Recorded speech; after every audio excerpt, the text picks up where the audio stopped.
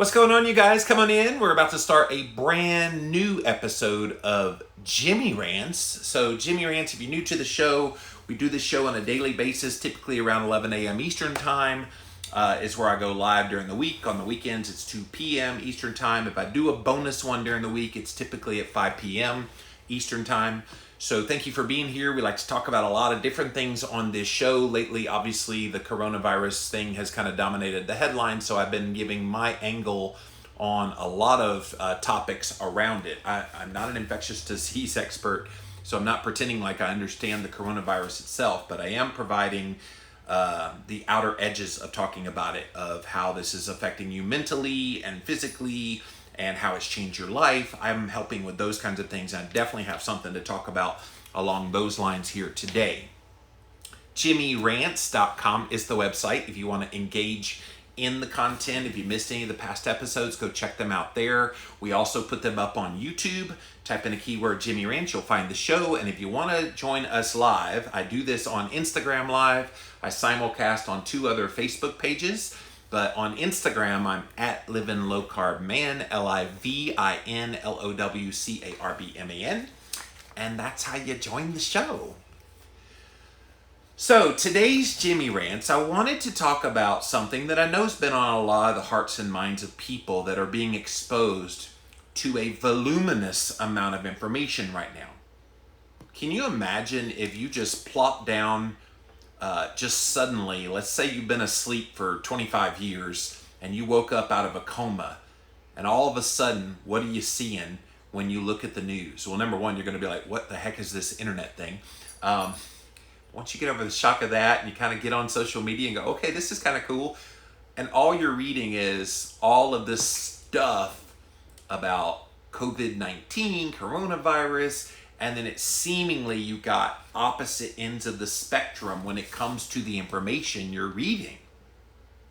And you're supposed to make heads and tails of all that. Do you guys kind of feel like you've been just plucked out of this 25-year coma and plopped in the middle of this situation where you're trying to evaluate who's telling the truth, who's lying, who doesn't have good information? Yeah, I think a lot of us are kind of there right now, which is why I have taken the personal decision for me. You do what you want. But for me to stay sane, I've pretty much had to remove myself from the constant barrage of information. And one of the things I've been doing here on Jimmy Rants is not providing more of that kind of information to you guys. I'm more trying to provide a positive voice, uplifting, encouraging information, and today is no different.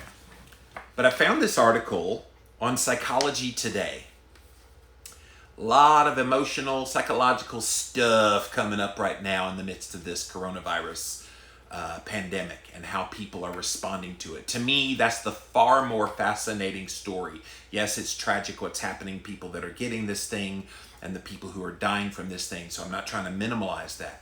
But I think the far greater impact of this whole thing has been the psychological impact on people and how they're responding to everything and how it's impacting who they are, and it's shaking them to the core.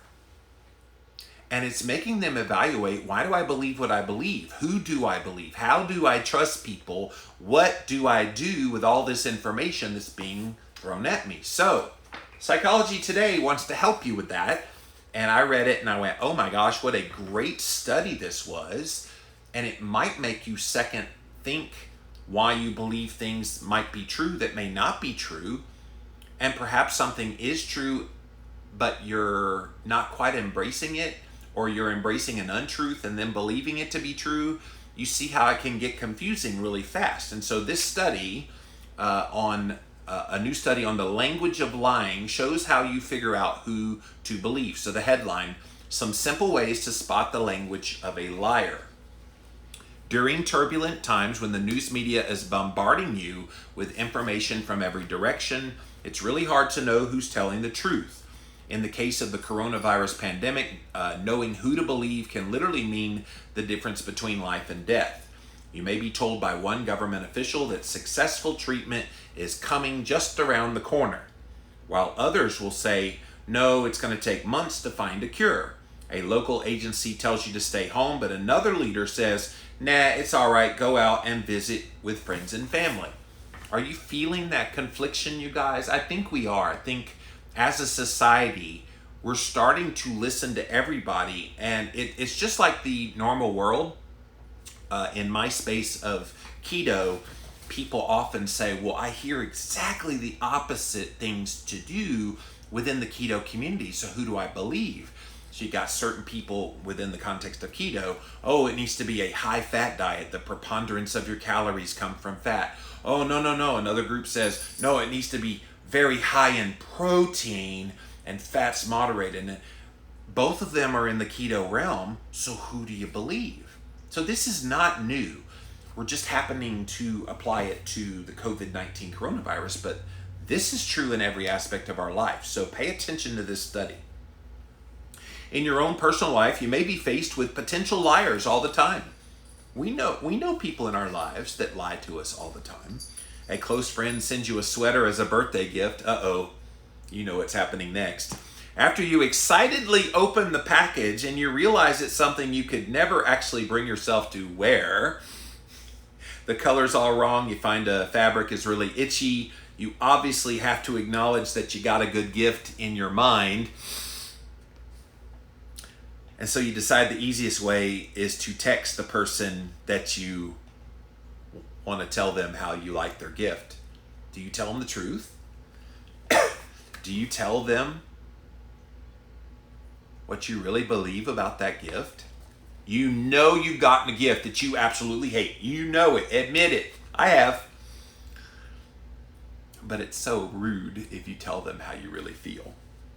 According to a new study on the language of everyday deception in text messaging, this was conducted by Ball State University's Thomas Holtgraves and Elizabeth Jenkins this year, you're in a fairly common predicament. People will send deceptive messages all the time, according to the authors. They use small and easy lies, or what you may think of as white lies. We've all said white lies. Let's just admit it. We've all told little white lies. Most of the time to spare the feelings of someone else, right? Much as the case with the ill-fated sweater, people don't tell lies because of malicious intent. Everybody, or most people that tend to lie, they lie because they're trying to soften a blow and they don't want to hurt people. And I think that on surface value is a noble reason to do these little white lies. People lie to protect the impression that they create on other people or to preserve their feelings.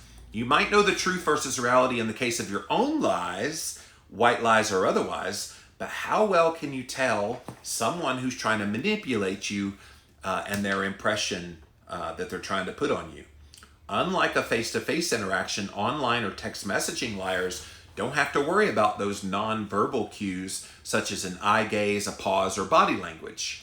Instead, lies come through in their words. The Ball State researchers wanted to address this question by first examining the naturally occurring lies that live in people's text messages. So, if these researchers got a hold of your text messages, do you think they could determine when you're lying and when you're not? That's what they wanted to seek out. So they did a sample. They got 65 college students, 79% of them female, by the way. Holtgraves and Jenkins invited participants to come to their lab with their cell phone in hand. From their most recent texts, participants provided the last 10 non-deceptive text messages they had sent, then the last 10 deceptive ones, and then the last 10 deceptive messages sent to them by others. Again, this is all perception. In other words, which 10 did they think were non-deceptive that they sent? Which 10 did they think were deceptive? They would know whether they were being deceptive or not. And then the last 10 are ones that were deceptive messages sent to them by others. In other words, what was their perception of being deceived or not deceived? Since there was no way of knowing the truth in this, participants had to decide on their own whether they were authentic based on their own knowledge of that person. In other words, if you wanted to tell your gift-giving friend that you loved that sweater that you absolutely hated, you would have to take into account the history that the two of you shared, which could make your deception detectable. These kind of honest and deceptive messages then become the basis for the next phase of the study.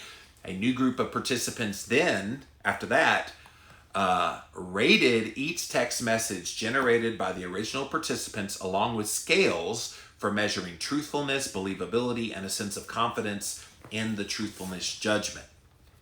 All of these findings showed that the perceivers, in fact, were reasonably good at doing the task. In other words, they could figure out who was trying to be deceptive and who wasn't, providing higher truthfulness and believability ratings for the non-deceptive text compared to the lies.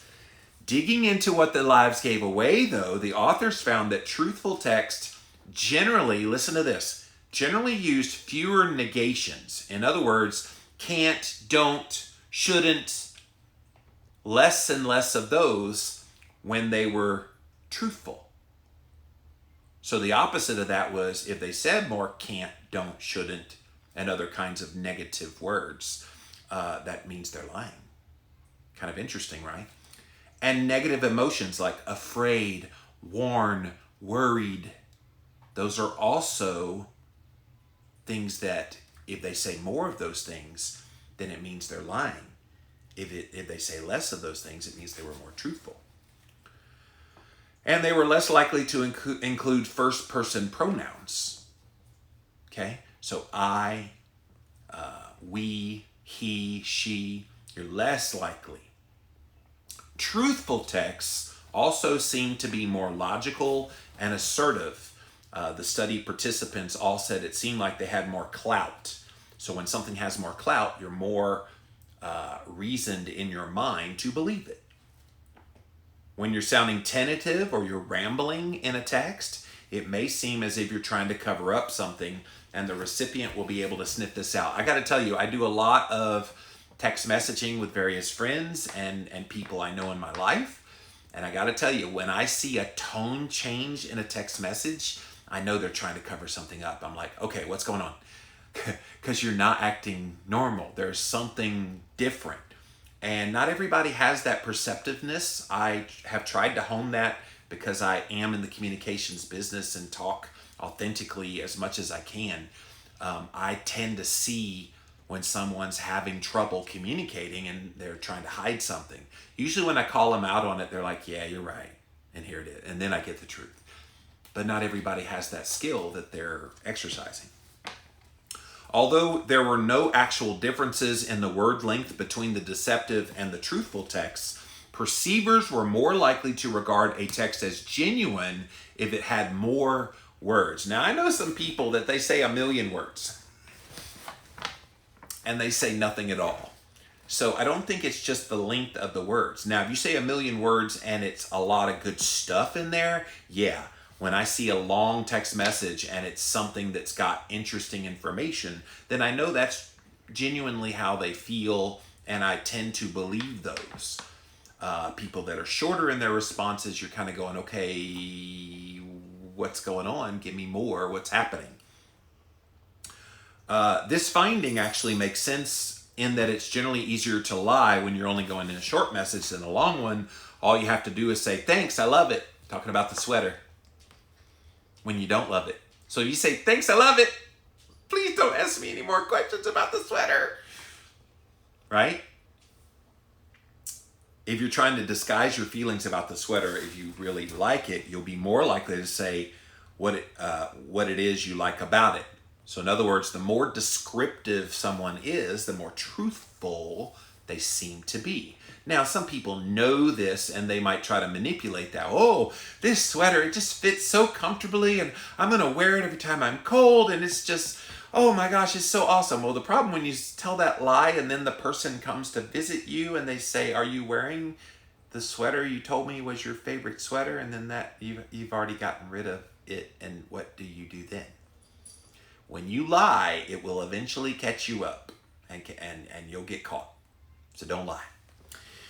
This feature of short text seemed to influence how truthful they seemed, even if they weren't being lying at all. So if you're being truthful and yet you're providing short text, the person on the other end is going to have a perception in their mind that you're trying to hide something, even if you're being totally truthful all along.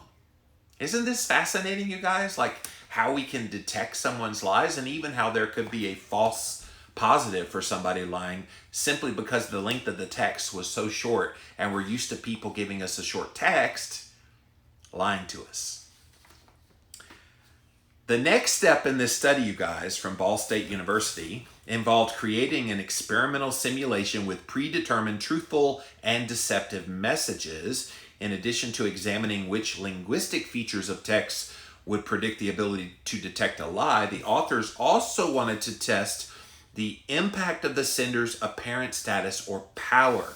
This manipulation corresponds to what is happening in the real world right now. We have so many people in positions of power that are saying things. And not just government officials, we also have entertainers, people out there that you look up to and respect. You like their music, you like their movies or TV shows that they're on, you like the sports they play. You have respect for these people. And they wanted to determine if that clout that the person has just because of who they are to you, if that had any impact. When you receive messages from people in a position of authority, like a boss sending you a text, a political leader sending out a general announcement in a tweet, or a quote from a press release, you might be more likely to believe the high-power messenger unless you tend to take the words of a leader with a strong dose of cynicism. In other words, if it's a leader that, yes, they're your leader, but you really don't trust them anyway, long before this coronavirus thing hit, you're probably going to be very skeptical of anything they have to say. And you know who you are. If you've got certain people that are out there saying things, if it's a certain person that you really don't like, you're going to pretty much dismiss anything they say. Or vice versa. If it's somebody you really like and really respect, you're going to tend to buy into what they're saying carte blanche and without asking much questions. So part one of that specific part of this experiment, an undergraduate sample, they took 46 students this time, 2/3 of them female. And what they did was they made a text under instructions either to commit a white lie or to tell the truth. So to standardize all these texts, the researchers devised 8 common scenarios varying in the power relationship to the recipient. See what you would have come up with as truthful text to this example. The low power alternative is in parentheses. So, your boss, coworker, met with you for the 5th time this week.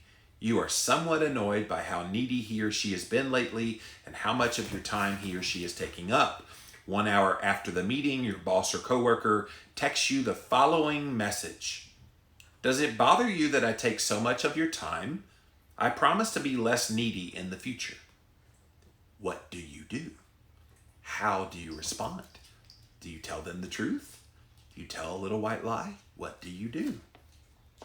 Unlike the naturalistic part of the study, deceptive messages were actually shorter than truthful messages, supporting the idea that it's easier to lie when you do it in small doses. Like in the first study, though, deceptive messages actually did contain more negation. In response to the above, you might cover up your feelings of annoyance by saying, "Oh, don't worry about it, it's nothing." You know you've said those things when you really want to say the truth, but, "Oh, don't worry about it, it's all good. We're good, don't worry, we're good." You're not good. There were no differences in whether the text used first or third person pronouns or they conveyed any negative emotion, nor did they differ in any of their use of verbs. There were no differences based on the power differential represented in the prompt. In the second phase of this experiment, participants rated the messages generated in part 1 in such qualities as truthfulness and believability, as well as how helpful or hurtful the messages were. Once again, raters were able to separate the truth from deception, suggesting that there's a reason people commit white lies. Raters regarded deceptive texts as less hurtful than the truthful ones, but also less helpful. In other words, the truth hurts, but in the long run will contribute to your ability to grow. So all of that to say, when you tell a little white lie, yes, it softens the blow in the moment, but it also promotes a culture of lying. And in the end, do you want a culture of lying, or do you want a culture of being someone who's forthright and truthful? I think if we're all being honest with ourselves, we want somebody to be truthful. And especially right now, when we're getting so many mixed messages, I say gravitate to those people that you feel like are being very truthful with you with information. Because if you don't, you're just setting yourself up to be hurt. And if they're little white lying about something just because they don't want to hurt your feelings, while it sounds noble, at the end of the day, they're now labeled as someone who lies. And so when someone has lied, even in a little white lie scenario, do you tend to believe them the next time if you find out that they lied to you? It's hard. It's really hard. It's important to keep in mind that the Ball State study was focused on very specific types of communication, for example, text messaging. However, its great strength was that it was built on actual real-life interactions, with even the scenarios including realistic situations. Indeed, if you think about the majority of your text messages between the people in your life, they probably also have strong emotions attached to them. If you're talking to friends and family, and a lot of us are now, even more now that we're social distancing with the COVID-19, you're probably text messaging people even more.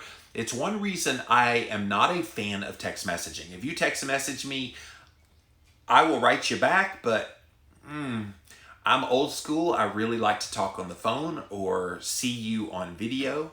That's kind of my jam. I've literally always been that way, because I can hear in a tone of voice or see on a facial expression far more of what you're actually trying to tell me than if you're texting, because context in a text or an email or some other written form of language, context is totally lost. We see it all the time on social media. I can't tell you how many times somebody has posted something on Facebook that when I first read it, I go, well, why'd they say that? Like, I didn't get the emotion, but it was how I interpreted reading it that I felt like they were saying something different. So sometimes I would say, can you clarify what you meant? There was no emoticon, there was no nothing, or emoji. Do they still say emoticon? Anyway, emoji that told me what they were saying and how they felt.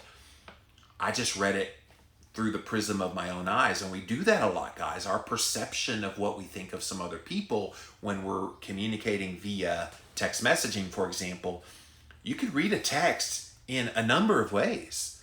And the sender, unless they were like absolutely clear about what they meant, could mean it in a totally different way than what you're interpreting it in your mind. This is something I have noticed having been online for so long. There is so much miscommunication because people either don't communicate well or it's being misread by the recipient. Have you noticed that? That seems to be kind of a common problem. You'd be more likely to compose a deceptive text about how you're feeling about the other person than about whether the weather is nice or not. Ooh. Now that's interesting. Of course, if you're talking to a friend that you have an emotional connection to, or a family member, emotional connection to, you're not talking about the weather. You're only talking about the weather with someone that you don't really know that well and that you're trying to build a relationship with. But at some point, you don't talk small talk with people that are friends. I've got specific friends I'm thinking of in my life right now. I literally have never talked about the weather or sports or anything that's just kind of this little outer edges of communication. It's all real life stuff. It's all I'm emotionally invested in them and vice versa. Moving now from the interpersonal to the larger realm of deceptive messages that you encounter from speakers who you don't actually know, which means a lot of these people giving us messages about COVID-19, what can you take away from this study? How can you know who to believe and when you're getting those multiple messages? The findings suggest that people who lie will ramble. So if you see a politician up there, we have a pretty good idea of what's happening with this coronavirus and the COVID-19 specifically, and there's great things that are happening out there. Just be encouraged and don't worry, don't panic. But it could be a matter of just a few weeks and probably a few months. But and I just don't know what we're gonna do. But we are really confident that what we're doing is going to resolve this thing just as quickly as possible. So don't panic. But it could be months and maybe. Ramifications could be years, but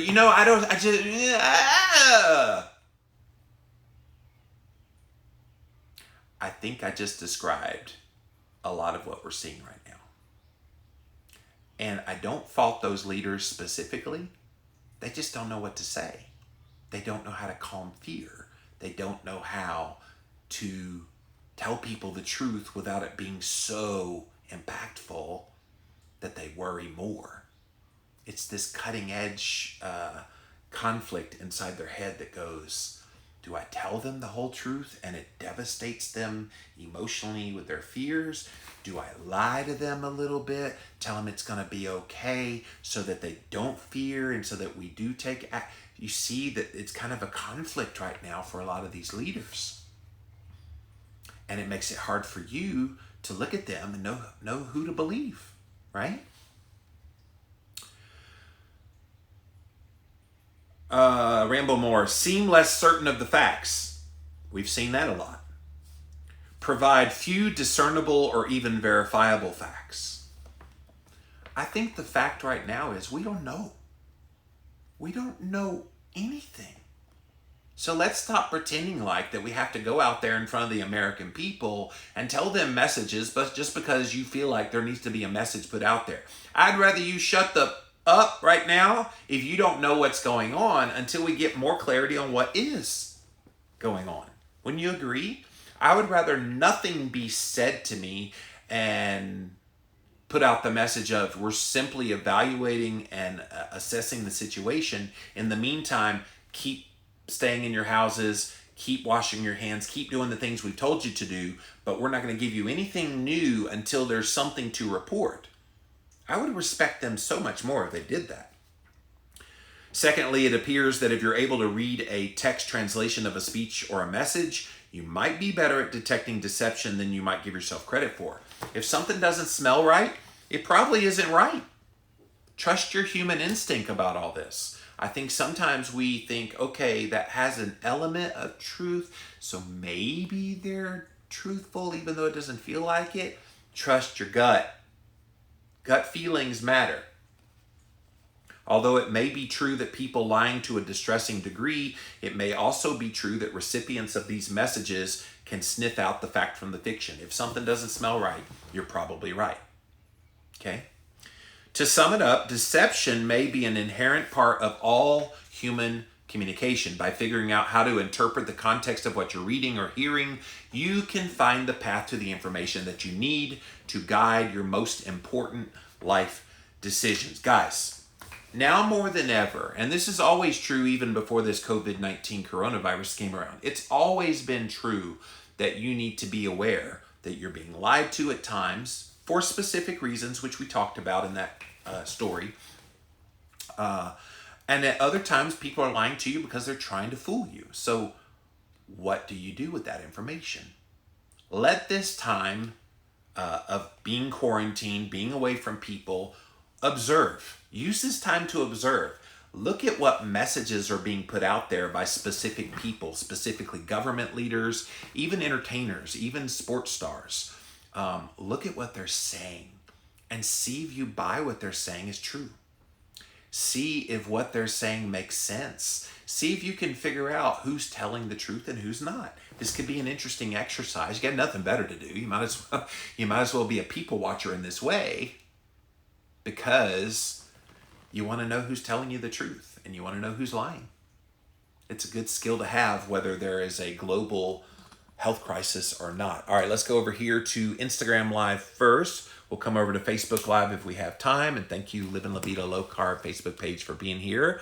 Welcome in, you guys. As always, go to JimmyRants.com if you want to see the past episodes. And then YouTube, type in the keyword Jimmy Rants, you'll find the show. Lulu says there is some truth, but when you hear it over and over, it gets bigger in your mind. That's true. The problem with a really good lie is it's always based on some element of truth. So your brain doesn't know what to do with, well, that's true, but the totality of what they're saying is not true. That's how people get so easily deceived. I haven't heard go visit family, but I have heard go out to get fresh air. And that's a good idea in general, by the way. You're not going to pick up the coronavirus sniffing the air out there. Amy says, all I do is follow those people I do trust, and that's it. And I hope for the best. And in general, Amy, that is a great concept. Like, People often have written me within the diet context, who do I believe about what to say? I always say, who do you trust? Who do you trust the most? Who has proven their value to you? Who, when everybody else makes no sense to you, who always seems to make the most sense? And you gravitate to those people. If you listen to all the voices, you'll get overwhelmed. If you listen to the voices of people that you trust and have proven their trust over a period of time, over and over and over again, then you stick with those voices. Limit the number of voices you expose yourself to, and you'll stay a whole lot more sane. Ilza says dyslexics write scrambled and struggling to communicate what they want to say. So I'll be interested to see what they say about that. Yeah, Ilza, you do have dyslexia. That would be an interesting kind of subset of this same study. So yeah, thank you for sharing your experience. Cariana says the perceived power thing is huge. It really is. Like, think about the people that are celebrities right now saying all kinds of things. What did I read yesterday? Cardi B, is she a singer? Sorry, I don't pay attention to Cardi B, but I saw a headline where she said, oh, all these sports stars that are saying they got coronavirus, they got paid to say that. And I'm going, okay, what's her motivation for saying that? Go look up that news story, by the way, and you can see where she's saying that. And she's kind of jaded in her thinking, and you kind of go, do I believe that? Do I believe they're like being paid to, what would be their motivation for doing that? So there's all kinds of people having perceived, perceptions of what's going on here.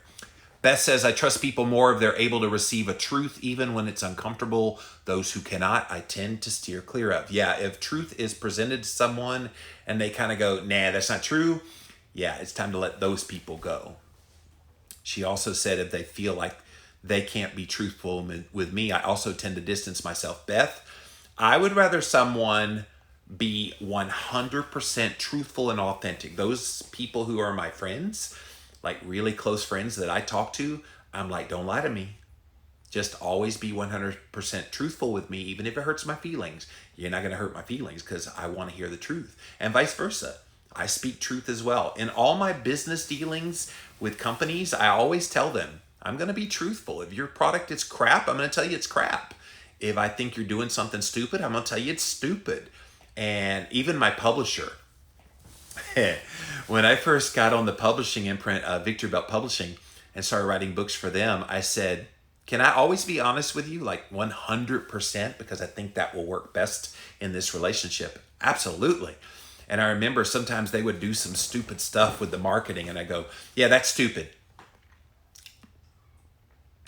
And they'd be like, okay, tell us more. And I would tell them, and then they would implement changes based on that raw honesty I gave them. And I did that even before I proved myself with Keto Clarity and the Complete Guide to Fasting and all the other successful books I had. But I was just always straight up. I'm going to be blunt, honest with you. And those relationships have thrived because of that honesty. Bevy Girl says the younger ones don't want to talk. They insist on texting. It's so sad.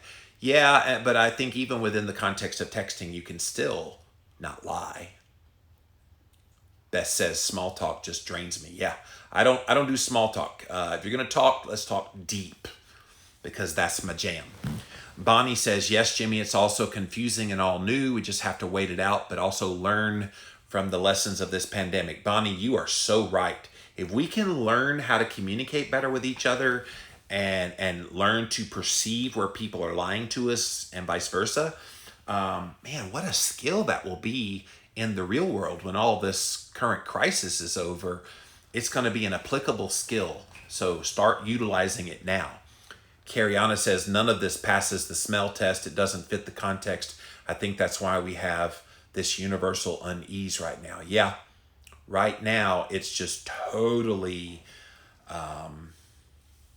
up in the air. And a lot of that is fed by the people that are in leadership positions not really leading us very well. Ilza says, I appreciate the truth because then I can do something about it. Yeah, if you know the truth, even if it hurts, even if it's painful to hear the truth, at least you know the truth and you can make adjustments from there. If you don't know the truth, what are you supposed to do?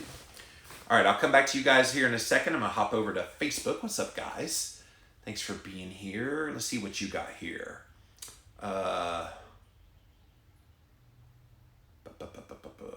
Bunch of people here.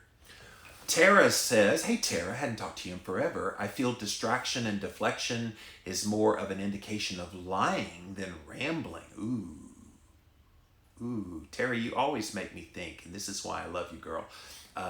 Please reach out. I want to talk to you soon. But the rambling, she says, is a byproduct of the distraction and the deflection. Soak on that one a minute. That's pretty good. Dang it, girl. You always do that to me. She says it's a cognitive dissonance. Anxiety is my number one indicator that someone is lying. When my intuition is gaslighted, I just get anxious. Therefore, every time I feel anxious, I set out to find the root cause, and it always comes back to this cognitive dissonance. It has been years, Tara. Thank you. She says, I've thought of you lots. So glad to see you're doing well. Thank you. Yeah, I definitely want to talk to you on the phone sometime, Tara. So reach out to me through direct message. We will get in contact. I definitely have missed you too. All right, let's see. I think I saw Keto Fit Mom had another comment. Yes, she did. My county has 14 cases now. It's scary, but honestly, daily living seems more dangerous like driving. Yeah. Yeah, it's definitely a strange time we're living in right now. Like, I've never seen anything like this before. But knowing who to believe, who's lying to you, who's being truthful to you in your life, be it someone you don't know, but they have a position of power like a government leader or an entertainer that you like, or just your interactions with your family and your coworkers and people, friends.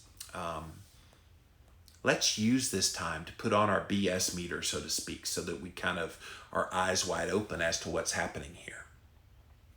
All right, guys, that's it for this episode of Jimmy Rants. JimmyRants.com is the website. As always, go follow us over on Instagram if you're not already. If you're watching this on replay on YouTube, thanks for being here. But we have lots of fun live over on Instagram, so go follow me over there. I'm at Livin' Low Carb Man, LIVIN LOWCARBMAN. Once you are there, follow me. I put out lots of good content on my general page and in my stories, but we do these Instagram lives, this Jimmy Rant show at 11 a.m. Eastern during the week. On the weekends at 2 p.m. Eastern. And if I do a bonus during the week, it's going to be 5 p.m. Eastern time. So go check that out, you guys. Also, JimmyRants.com if you missed any of the past episodes. And then finally, we put all the episodes over on YouTube. Type in a keyword, Jimmy Rants. You will find the show. So until next time, we'll see you then. We are